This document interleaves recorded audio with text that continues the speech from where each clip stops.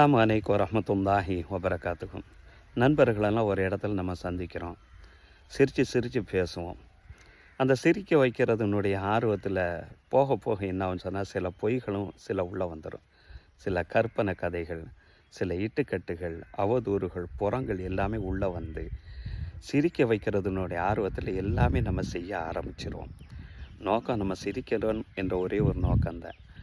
சரி, இது விஷயத்தில் மார்க்கம் என்ன சொல்லுகிறது என்று பார்த்தா, ஜாமிய திருமிதி, சுனன் அபுதாது போன்ற ஹதீஸ் நூற்களில் இந்த ஹதீஸு பதிவு செய்யப்பட்டிருக்கு.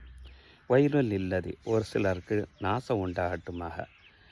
ஹதீஸு பில் ஹதீஸில் யுதுஹி கபிகளுக்கும், தன்னை சார்ந்திருக்கக்கூடிய அந்த மக்களை சிரிக்க வைக்கணுங்கிறதுக்காக வேண்டி யார் பேசுகிறாரோ அவர் மீது நாசம் உண்டாகட்டுமாக. ஏன்பா பேசி சிரிக்க வைக்கிறதுமா தப்பு என்ற ஒரு கேள்வி எழுகிறது அல்லவா? அதுக்கு அடுத்த வரியில் ரசூல்லா பதில் சொல்கிறாங்க. சிரிக்க வைக்கங்கிற அந்த ஆர்வத்தில் எக்குதிப்பு, அந்த பொய் சொல்ல சிரிக்க வைக்கங்க ஆர்வத்தில் பேசக்கூடிய அந்த நபர் பொய் சொல்ல ஆரம்பிக்கிறார். பொய்யில் எல்லாமே உள்ளே வந்துடும் அல்லவா? வயலுல்லஹு, அவருக்கு நாசம் உண்டாகட்டுமாக என்று நபி ஸல்லல்லாஹு அலைஹி வஸல்லம் அவர்கள் இந்த இடத்துல சொல்லி தர்றாங்க.